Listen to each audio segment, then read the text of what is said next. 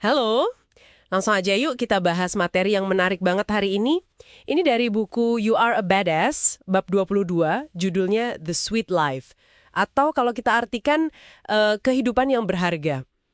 Pernah nggak sih Anda ngerasa kita tuh seringnya baru bener-bener ngehargain sesuatu atau ya seseorang gitu pas udah ada rasa takut kehilangan? Iya iya. Itu relate banget ya? Iya kan? Nah, penulis buku ini cerita pengalaman pribadinya nih. Agak gimana ya? Mikir gitu. Jadi dia cerita soal kucingnya. Udah tua banget, 22 tahun, tiba-tiba kelihatan ringkih banget gitu. Terus ayahnya juga udah 87 tahun. Wah, usia yang sepuh ya dua-duanya. Betul. Nah, pas ngelihat mereka gitu, penulisnya kayak kesadaran gitu loh. Soal kefanaan, soal waktu yang terbatas. Dan itu malah bikin dia jadi lebih, lebih hadir. Lebih baik hati, lebih menghargai tiap momen sama mereka. Kayak alarm gitu ya, ngingetin kita jangan nyanyain waktu. Iya, cerita personal itu emang jadi pembuka yang kuat banget ya buat bab ini. Dan ini nunjukin pola perilaku manusia yang cukup menarik menurut saya. Kita tuh kayaknya cenderung nahan buat bener-bener apresiasi hidup. Termasuk ya apresiasi diri sendiri juga seringkali. Nahan sampai kapan tuh biasanya? Nah, itu dia. Sampai kita ngerasa kepepet. Sampai kayaknya waktu udah mau habis.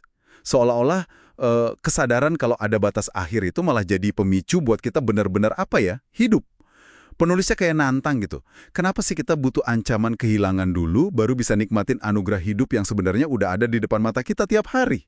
Wah, pertanyaan bagus itu. Jadi bukan cuma soal takut kehilangan aja ya, tapi lebih ke gimana caranya kita bisa secara sadar gitu ngebangun apresiasi ini tiap hari. Nggak usah nunggu alarm bunyi dulu gitu kan. Emangnya apa sih yang bikin kita cenderung nunda nikmatin kehidupan yang berharga ini menurut penulis? Ada penjelasannya nggak? Penulisnya kayaknya mengisyaratkan kalau kita tuh sering kejebak di rutinitas. Kayak mode autopilot gitulah. Kita nganggep besok pasti ada lagi. Kita nunda senang-senangnya, nunda ngerayain diri sendiri, buat nanti. Nanti kalau udah sukses, nanti kalau udah kurus, nanti kalau udah nggak ada masalah gitu ya? Nah, persis. Bab ini tuh kayak panggilan buat bangun dari tidur panjang itu. Buat nyadar kalau hidup itu ya sekarang ini, detik ini juga.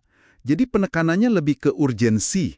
Urgensi buat hadir sepenuhnya di momen saat ini. Oh, jadi urgensi di sini bukan buat bikin kita jadi cemas atau panik gitu ya, tapi malah buat ngebebasin kita dari kebiasaan nunda-nunda itu. Menarik banget nih cara penulisnya nyambungin kesadaran soal saat ini dengan tindakan ngerayain diri sendiri. Jadi bukan cuma paham doang, tapi ada aksinya gitu ya.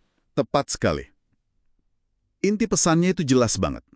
Jangan nunggu momen kritis buat mulai menghargai betapa berharganya hidup Anda dan juga diri Anda sendiri.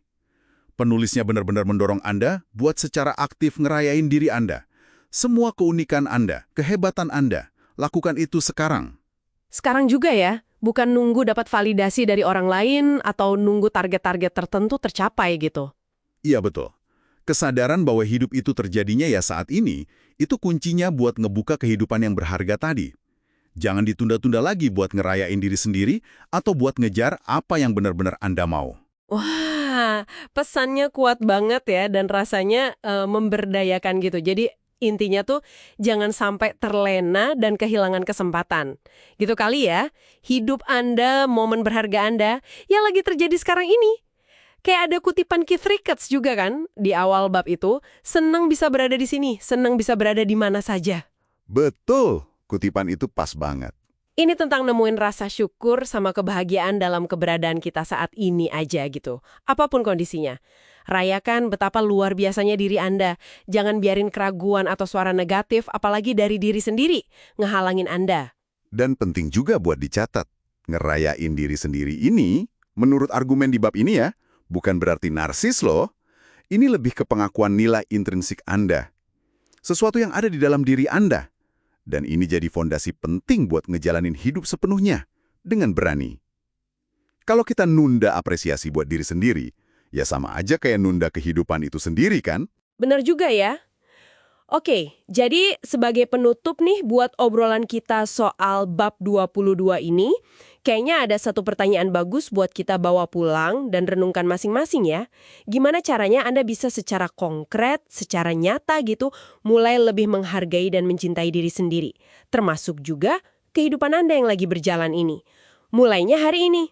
Bukan besok, bukan minggu depan, tapi ya saat ini juga selagi kesempatannya ada di depan mata.